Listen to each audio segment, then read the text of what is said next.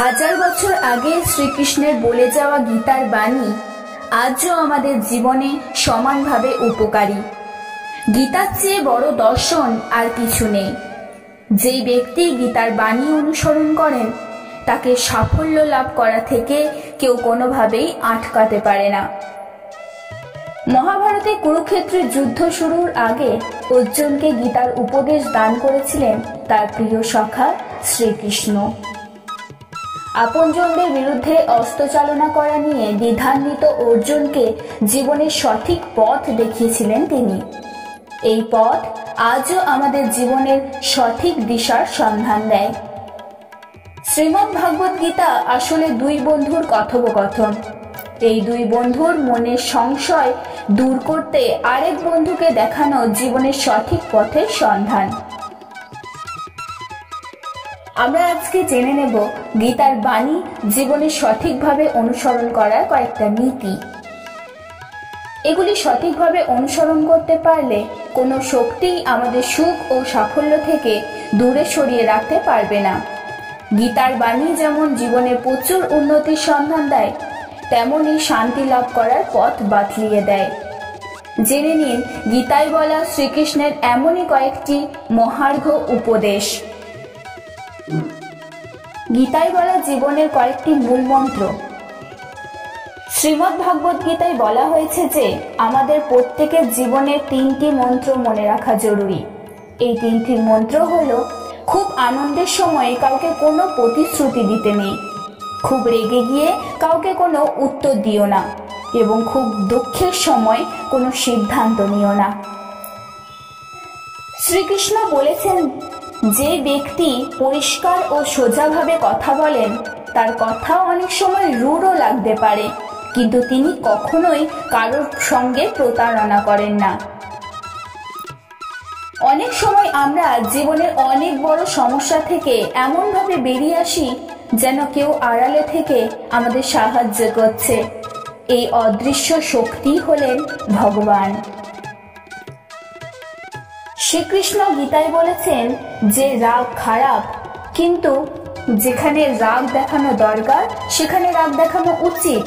না হলে যারা খারাপ কাজ করছে তারা কখনো বুঝতেই পারবে না যে এটা তাদের করা উচিত নয়। তুমি রাগ না দেখালে তারা সবসময় অন্যায় করেই যাবে।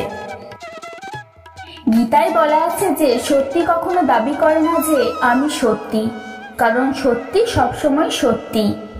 কিন্তু যা মিথ্যে তা সবসময়ই নিজেকে সত্যি বলে দাবি করে। কখনো সবাই ভালো হয় না। যদি কোনো ভালো মানুষ মনে করেন যে সবাই ভালো, তাহলে সেটা তার ভুল ধারণা। গীতায় শ্রীকৃষ্ণ বলেছেন যে আমাদের ভাগ্য আমাদের অতীত কর্মের ফল, তেমনি আজ আমরা যা করছি তার ফল আমরা আগামী দিনে ঠিকই পাব। অতীত এবং ভবিষ্যতের চিন্তা করা উচিত নয়, কারণ যা হওয়ার তা হবেই। যা হয় তা সবসময় ভালোর জন্যই হয়। তাই অতীত এবং ভবিষ্যতের চিন্তা ছেড়ে বর্তমানে বাঁচতে শেখা উচিত। নাম, পদ, প্রতিষ্ঠা, ধর্ম, স্ত্রী বা পুরুষ আমরা নই। এই শরীরও আমাদের নয়। অগ্নি, জল, বায়ু, পৃথিবী, আকাশ দিয়ে এই শরীর নির্মিত। অবশেষে এই পঞ্চভূতেই আমাদের শরীর বিলীন হয়ে যাবে, কিন্তু আত্মা স্থির। আমরা আত্মা। আত্মা কখনোই মরে না। আত্মার জন্ম বা মৃত্যু হয় না। আত্মভাবে থাকাই তাই জন্য মুক্তি। সমস্ত কিছুই পরিবর্তনশীল। পরিবর্তন সংসারের নিয়ম। এখানে সমস্ত কিছু পরিবর্তনশীল। তাই সুখ, দুঃখ, লাভ, ক্ষতি, জয়, পরাজয়, মান, অপমান ইত্যাদির মধ্যে একটি স্থানে অবস্থিত থেকে জীবনকে উপভোগ করা উচিত। আমাদের রাগ হলো শত্রুর সমান। নিজের রাগ নিয়ন্ত্রণে রাখুন। রাগের ফলে ভ্রমের সৃষ্টি হয়, আর এই ভ্রম বুদ্ধিকে বিচলিত করে তোলে। এর ফলে বুদ্ধির নাশ হয়। ব্যক্তি পতনের দিকে অগ্রসর হতে শুরু করে। রাগ, কাম, বাসনা ও ভয় এগুলিই আমাদের সবথেকে বড় শত্রু। ঈশ্বরের প্রতি সমর্পিত থাকুন। নিজেকে ঈশ্বরের চরণে নিবেদন করে দাও। ঈশ্বর আমাদের রক্ষা করবেন এবং আমরা দুঃখ, ভয়, চিন্তা, শোক ও বন্ধন থেকে মুক্ত হতে পারব। দৃষ্টিকোণ শুদ্ধ রাখুন। নিজের দৃষ্টিকোণ শুদ্ধ রাখতে হবে। জ্ঞান ও কর্মকে এক রূপে দেখতে হবে। এর ফলে আমাদের দৃষ্টিকোণে পরিবর্তন আসবে। মন শান্ত রাখুন। অশান্ত মনকে শান্ত করার জন্য অভ্যাস ও বৈরাগ্যকে নিজের মনে পাকাপোক্ত স্থান দিন।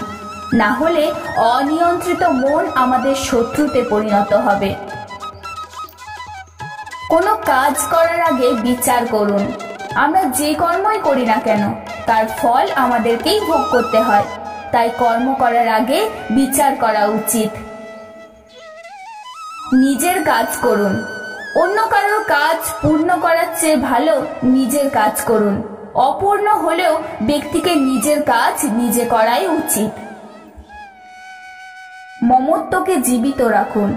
সকলের প্রতি মমতা সমস্ত কাজে কুশলতা ও দুঃখরূপী সংসার থেকে বিয়োগের নামই হলো যোগ। এই সমস্ত বিষয়গুলো অবলম্বন করলে আমাদের জীবন অনেকটাই বদলে যায়। গীতায় বলা শ্রীকৃষ্ণের এই সমস্ত মন্ত্রই বদলে দেবে আমাদের জীবনের পথ। মানুষের জীবনে শ্রীমদ্ ভাগবত গীতা থেকে কার্যকরী উপদেশ আর কখনোই কেউ দিতে পারে বলে বিশেষজ্ঞরা মনে করেন না। গীতায় এমনই কয়েকটি অমূল্য উপদেশ আজ আমরা শুনে নিলাম। আজকের এই ভিডিওটি আপনাদের ভালো লাগলে চ্যানেলটি অবশ্যই সাবস্ক্রাইব করবেন এবং পাশে থাকবেন। ধন্যবাদ।